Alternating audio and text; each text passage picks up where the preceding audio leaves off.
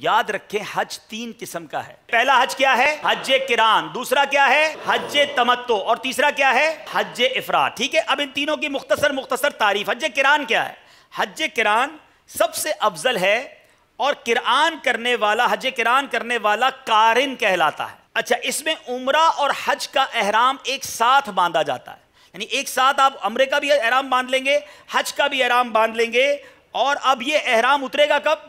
یہ منا عرفات تک احرام میں ہی رہے گا. عمرہ کرنے کے بعد بھی عمرہ احرام نہیں اترے گا، یہ منا عرفات احرام میں ہی رہیں گے. اس کے بعد جب یہ رمی کریں گے، رمی کرنے کے بعد قربانی کریں گے، پھر حلق کروائیں گے، اس کے بعد ان کا احرام اترے گا. یہ مشکل ہے.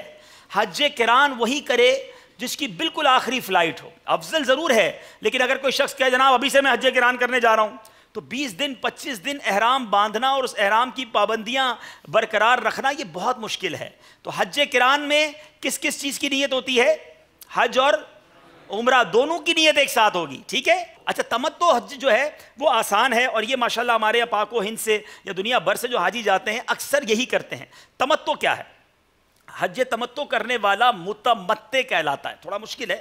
اچھا، یہ اشہر حج میں میقات کے باہر سے آنے والے ادا کر سکتے ہیں. مثلا پاک و ہند سے جانے والے عموماً تمتع ہی کرتے ہیں. اس میں آسانی رہتی ہے کہ اس میں ہم جب یہاں سے احرام باندھتے ہیں نا، یہ عمرے کا احرام باندھتے ہیں، اور عمرہ کرنے کے بعد احرام کھول دیا جاتا ہے. اس کے بعد جب حج کے لیے منا جاتے ہیں پھر احرام باندھا جاتا ہے، وہ حج کا احرام کہلاتا ہے. تو یہ تمتع کہلاتا ہے کہ ہم پہلے جا کر عمرہ کریں اور عمرہ کرنے کے بعد احرام کھول دیں، اور اب انتظار کریں حج کا. جب حج کے دن آئیں تو اب ہم احرام پہنیں گے، اور وہ عمرے کا احرام ختم ہو چکا تھا، اب یہ حج کا احرام ہوگا، اور یہ حج تمتع کہلائے گا. اچھا، اب تیسرا حج ہے اور وہ کہلاتا ہے حج افراد.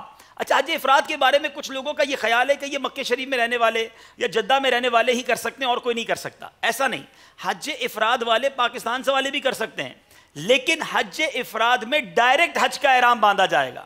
یعنی اب احرام باندھ کر بندہ جائے گا تو حج تک احرام میں رہے گا، اور حج کرنے کے بعد جو حج کے تمام معاملات ہیں اب اس کا احرام کھلے گا.